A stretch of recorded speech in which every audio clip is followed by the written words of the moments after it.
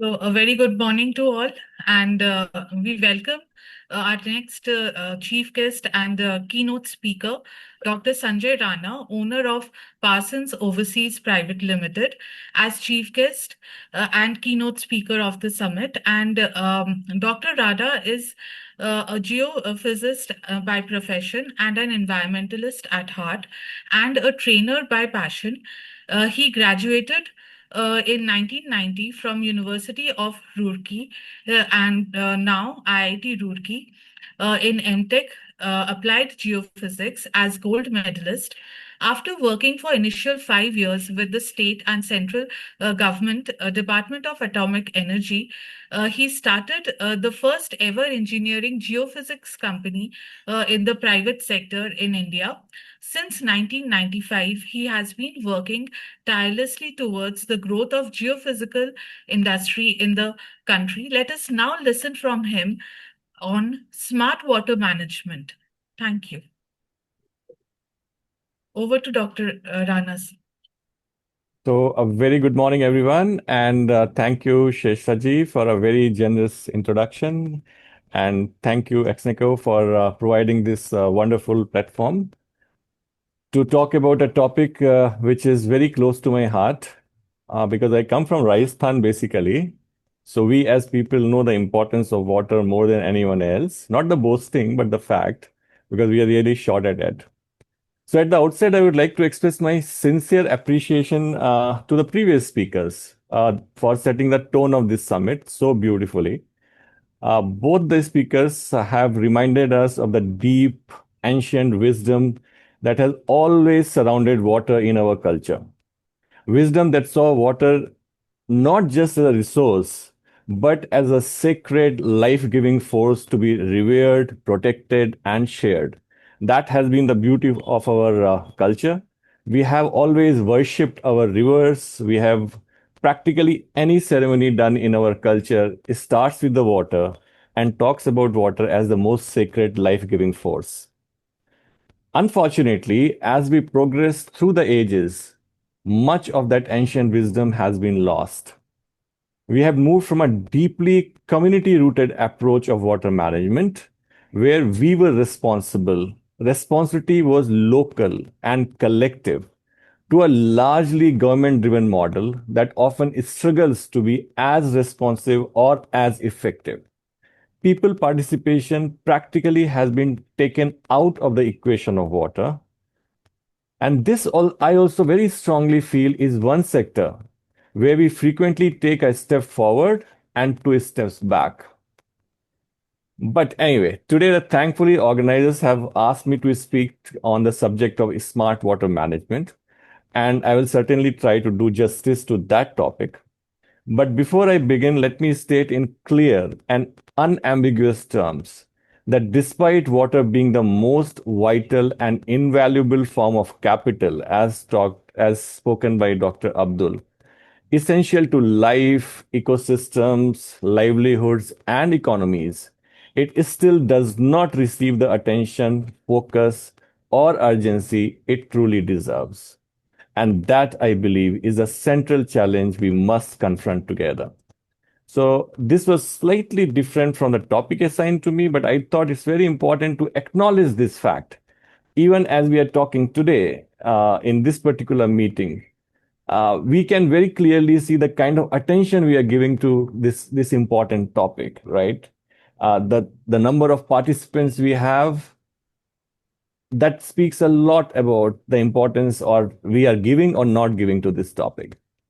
But I always say it's a very small group of people who can actually bring the change. You don't need a crowd. So I'm very optimist. I'm always an optimist person that whatever number of people are present here, they themselves can make a big change in how we are going to deal with this.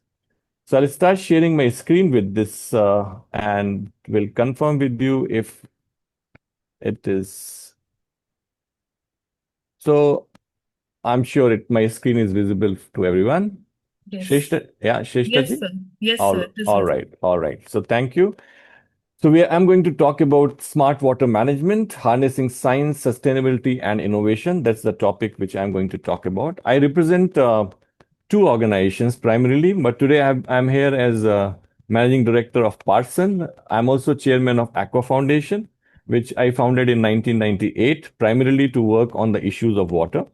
Parson again is a geophysical company, and we are working with geophysics in various sectors, and water resources remains one of our biggest thrust areas. We are the largest in the country in this sector, but more than that, we take great pride in bringing the latest technologies in the country from time to time. I'm not going to go through the list, but since the time I started in 1995, that has been the endeavor that whatever is the best in the world, let's bring it to the country to solve the problems in different sectors. We are an Indian multinational, so we have offices in India, Bahrain, Saudi Arabia, and Singapore, and we are working in 14 countries around the world, which has given me a fairly good exposure on how different countries are addressing the issue of water and what are we doing about it. By profession, I'm a geophysicist. I graduated in 1990 from University of Roorkee, and since then, I'm just doing geophysics. So that remains my passion. And using the tools of geophysics for water resources sector is something which I take very seriously, and I really wish that it is taken more seriously by everyone concerned. So coming to the topic, this is a very beautiful quote, and it says, "Thousands have lived without love, not one without water," by W.H. Auden, poet. Thanks to my colleague Suchetna for taking it out for me. And this is so true. And the fact is that we all know very well that without water, existence is not possible, not only of humans, but anyone. The plants, the animals, any living being cannot live without water. So it is critical for life on the earth. It supports ecosystem, agriculture, and human survival.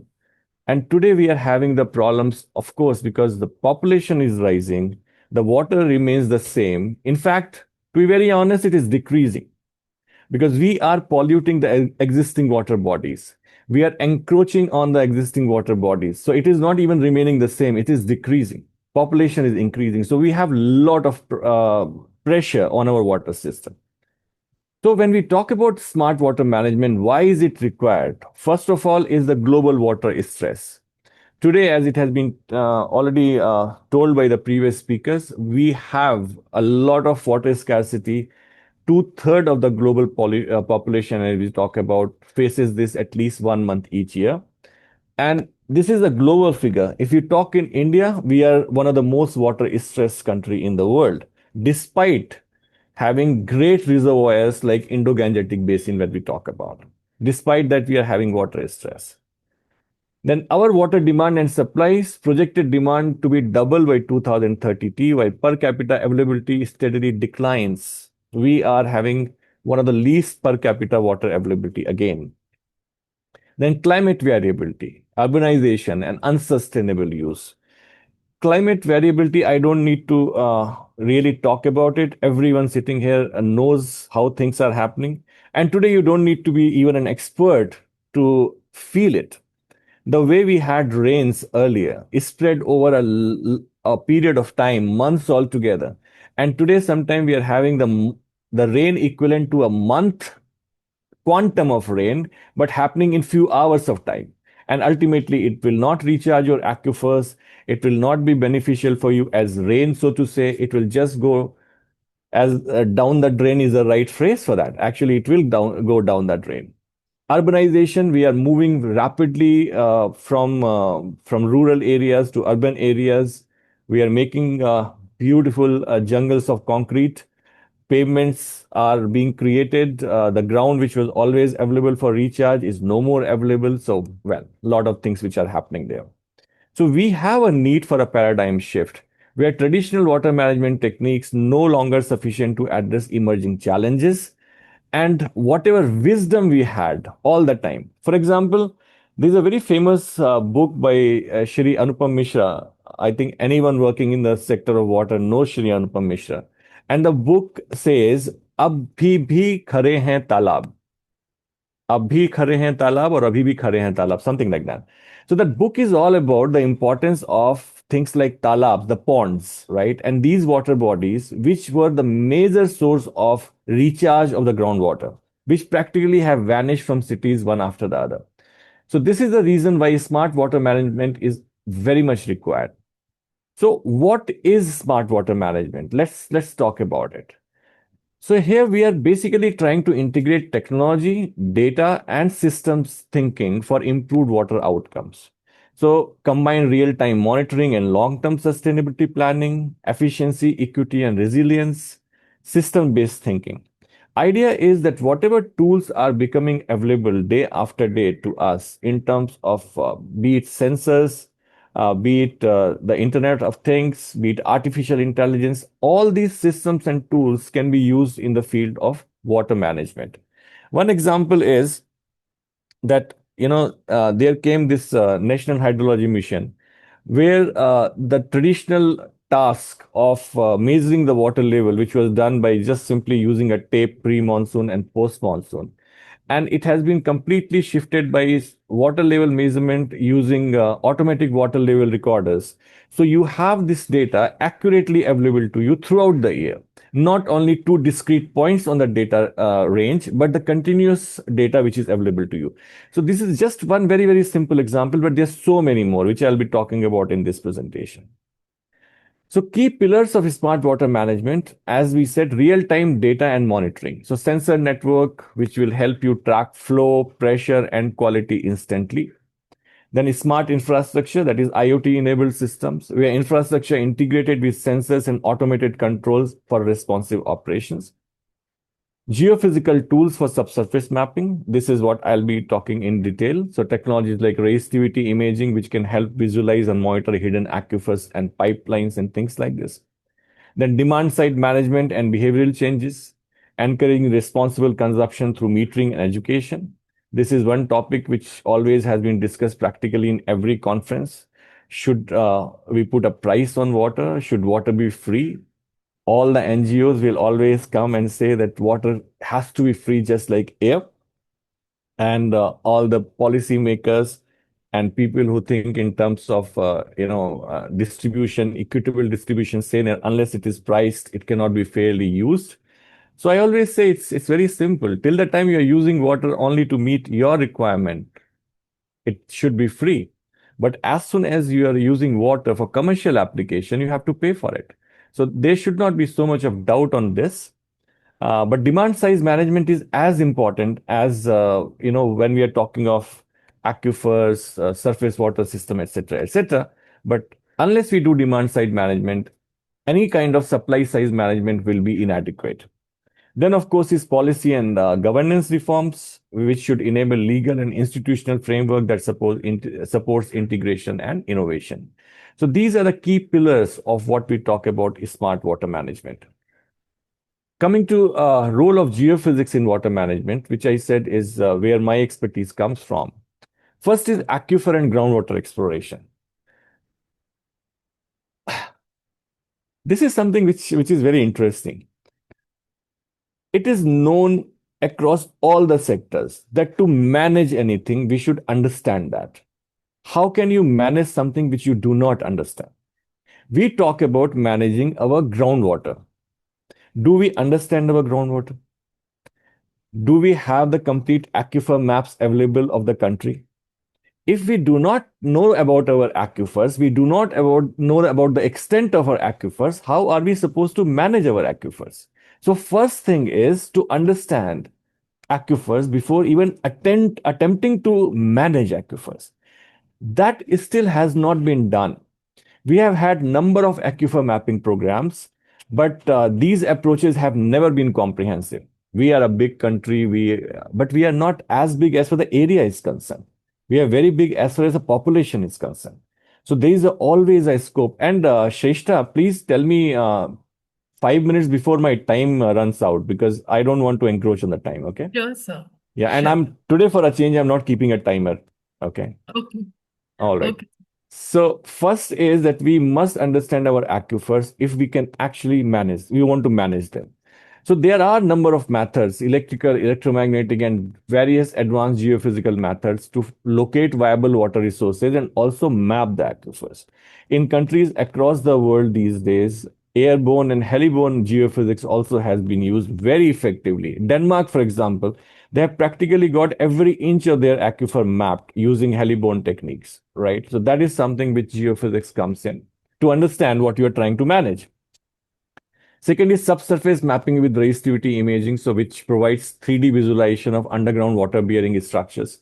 So if you want to, map them in great details, especially when it comes to hard rock areas. See, there's a lot of difference in how water happens in aquifer, like as aquifer in the alluvium areas and in the hard rock areas. Hard rock areas, it is much smaller pockets. We need to understand that. There, geophysics comes in picture. Then leak detection in distribution system. Well, it might come as a surprise to few of you, not to most of you, because all of you are experienced water professionals. Can you take a guess how much water we lose in Delhi as non-revenue water because of leakages? Any guesses here? Around 42%, right? 42%. So basically, and it's not just raw water, it is treated water. Water which has gone through the treatment, where a lot of money has been invested, etc., etc. It is ready to be supplied to taps for drinking, and we are losing it out of leakages. But there are wonderful leakage detection systems which are available, which can find out these leakages in distribution system. Then dam safety assessment. Dams are one of the major pillar of water security in the country. And this I am saying with full responsibility, despite coming from an NGO, because NGOs are the one who are always standing against dams with the flags, right? Fact is that in this country, in India, you cannot ensure water security, especially with the climate change, unless you have dams. Rains are happening in such a short time, and if you allow this water to go as a runoff, you cannot have water in the entire year when the water is really required. Dams are absolutely critical. But let's accept the fact that we cannot make any new dams now because of the pressure of population, the way the areas have been inhabited, and the way our environmentalists, including me, I am an environmentalist, okay, are up against dams. We cannot make new dams. So the only option we have is to take care of what we already have. Dam typically has a life of 50 years, but today so many of dams are more than 100 years old. Okay, almost 30 to 38% dams are more than 50 years old. So we have to take care of this. And there are a lot of geophysical techniques which can ensure dam safety. Dams are also can be talked about ticking time bombs, because if a dam fails, the downstream population can suffer badly. So it's very important to ensure their safety. That's where geophysics comes in picture. And of course, we have done more than 100 dam investigation over the last many years using geophysical techniques to ensure safety and performance. So integrating the smart technologies, when we talk about IoT SCADA in water systems. So these devices transmit data for real-time operational control and management. Then meters and predictive analytics, which will provide you consumption data and anticipate system anomalies. Then remote sensing, satellite data, and artificial intelligence to find out surface water challenges, illegal extraction, and uses pattern. And then the planners can have the complete dashboard for their timely and evidence-based decision. Decision support system is very required, which comes with these smart technologies. Today, for example, if you go to a typical plant, like these old Infosys plant, TCS plants, or any industry plants, unless they have systems in place, they will not even know how much water they are losing every day. And their water comes at a good price. So they should know what water they are pumping and how much they are losing in the system. So they have put all these systems in place because they know value of water. But still we are yet to do that in our regular municipalities and regular systems, because I think we still do not understand the value of water. Even the consumer, an electricity consumer knows very well how much he pays for every unit. So look at the way he saves electricity. He'll switch off the fans when the fans are not being used. He'll switch off the AC. Do we do the same thing with our taps? Generally not. Because generally the water bill is not coming through metering. It's a random bill which is being generated in most parts of the country. I'm not talking about Delhi. So there has to be good system in place so you are able to assess your system performance in the real time. Then we have water literacy and grassroots outreach for community engagement and education. I'm coming to that point. So educating citizens on the importance of conservation and water value. This we started at Aqua Foundation long time back. I was going to schools, talking to kids, and one simple, trick I told the kids. I said, in your flush tank, right, put 1 liter of water bottle, filled 1 liter of water bottle, and just put it in the water tank. Now, in one flush, if it is, let's say, spending 12 liter of water, this 1 liter will replace that, and now you'll be putting actually 11 liters of water. Right? Simple thing, very simple thing. But this is something which we talk about water literacy and grassroots outreach. And I always give this example to the new students I meet and my colleagues also. I come from Rajasthan. So when my Dadaji was taking bath, he will sit on a what we call a charpai. Charpai is something which is woven with these strings, and he'll take bath on this charpai. And bottom of this charpai will be a big tub where this water will be collected. And now this gray water will be used for other applications. This was the example of gray water reuse, which still today we are talking only as a coined term, right? But they were doing it that time because they understood the value of water. Then training programs and workshop, of course, for building capacity. We still do not have a profession called water management expert or water conservation expert or even a water engineer for that matter. When I was filling my first tender for Bahrain, they had a requirement, water engineer. I said, what is a water engineer? We don't have something like that in India. We actually don't, right? So if you talk about rainwater recharging also, and you try to look at people who are actually educated on rainwater recharging, you won't find any. So today rainwater recharging structures are being put. Sometimes the filter is put in the reverse order. As a result, the filter is choked 3 days after the rainwater structure has been put in the house. But it doesn't make any difference because ultimately he has got his house approval because the rainwater structure is installed there. 3 days later, the structure is not working because we do not have that kind of training. So capacity building is very, very important to engineers, including all these aspects, and geophysical tools obviously is something which is very, very important. Then participatory groundwater management. Involve communities in managing recharge and sustainable use. Unless you include communities just by government initiative, you cannot handle water. It has to be an approach which is driven by communities, supported by government, not the other way around. Aqua Foundation, we have taken various initiatives. We organize this World Aqua Congress, field trainings, rural awareness campaigns, and what we are very proud of is school kids awareness programs. So we engage through our Aqua Angels program. We have a special program called Aqua Angels, where we are going to schools and involving these kids in water conservation. Urban versus rural water challenges are totally different. Urban, we have aging infrastructure, distribution losses, contamination. Cities lose up to 40% of treated water through leaks, as I told just in the previous slide. Rural, we have seasonal dependence, lack of monitoring. So villages often rely on bore wells with minimal oversight or mapping. So what we need is tailored and customized geophysical and smart tech strategies and solutions to match geographic, demographic, and infrastructural realities. It has to be local solution.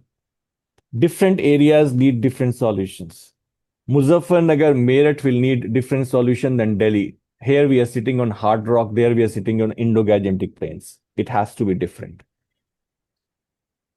If we talk of case studies, India and global, Singapore has a smart water grid which uses real-time sensing, automated walls, and predictive analytics for water security.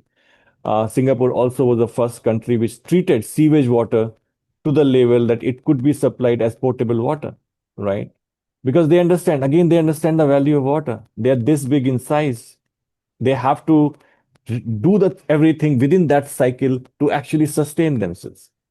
Then India, of course, has Jal Shakti Abhiyan aquifer mapping, which combines scientific data with community action to restore water bodies. A lot has to be done in this. A lot has to be done. Initiatives have been great. Intentions have been great. I don't blame anyone, but lack of community involvement has resulted in not having the full effect of these programs. And Parsons Geophysical Water Project across Asia, we have worked in Afghanistan. Actually, Afghanistan, when I went in 2001, as the first aided project from Indian government, we were the first people to land on that soil just after war ended. When we landed, there was still smoke in the aircrafts on the airfield coming from both the sides. So India was very proud to send the first mission to Afghanistan. And you know what was our project? To dig 50 deep wells in the state of Herat. That was our grant to Afghanistan. The first grant they needed was water. They were not talking of food. They were not talking of anything else. They were not talking of gold and money, of course. They said, we need water, right? So that was the first aided project from any part of the world which happened in Afghanistan. We have been working in Nepal, Bhutan, improving groundwater and dam safety. We are proud of what we are doing in these. Challenges and barriers. First is the funding and affordability. Most of the smart solutions need high initial cost of digital systems and equipment. These funds have to be generated from somewhere. These funds have to come. Unfortunately, despite Dr. Abdul being here, I'm sure he is listening to it. Investment in water is very slow to come in. Investors are very happy to invest in many sectors except water. Maybe because of costing issues, maybe because of pricing issue, but whatever it is, the investment has to come. But most of it has to come from government. There is a very, very famous saying in Bengali, which I never dare to speak in Bengali. Shrestha might recite it after me, which somehow says a fish starts rotting from the head, right? I don't know what the Bengali saying is, but the meaning is that anything which starts deteriorating, it starts from the top. And the reverse also is true. If a thing has to start improving, it has to start from the top. So funding also is something which has to be looked into very carefully. Institutional fragmentation. So water governance often divided among multiple agencies. This is a beautiful thing which I can talk about for hours altogether. But I'm sure Sheshta is going to tell me, sir, you're left with 4 minutes. How much time is left, Sheshta? So only 1 minute. 1 minute, see? 3 minutes overestimation. You see, when Punjab government gave the grant or subsidy to the farmers to drill wells for their irrigation, did they consult Ministry of Water Resources? They did not. So subsidy was given to dig these deep wells to extract groundwater for agriculture, okay? And electrical pumps were given free of cost practically, and Ministry of Water Resources had nothing to do about it. So groundwater level in the area has gone like this. And who is responsible for that? No one. Because Ministry of Water Resources was not consulted with. Ministry of Agriculture was doing exactly what they are supposed to be doing. Increase the irrigation potential of the area so that farmers can grow their crop. So no one is responsible. And this is how, unfortunately, we are living with the issue of water. Multiple agencies. Ministry of Drinking Water and Sanitation, Water Resources, Agriculture, everyone working in silos. Data reliability and sharing, lack of standardized protocols and integration system, public engagement gaps or apathy, so low awareness and resistance to technological adoption. We are responsible for that. People are not. People were managing water very nicely till the time we got into it and messed it up ourselves. So people are really not responsible for it. So coming to the last slide, the way forward, foster interagency collaboration, encourage cooperation across ministries and departments, build technical capacity, upskill professionals and introduce geophysics in curricula, incentivize water smart solutions, support startups, R&D and public-private partnership, scale successful models and pilots, so expand proven approaches like aquifer mapping or SUV to more regions.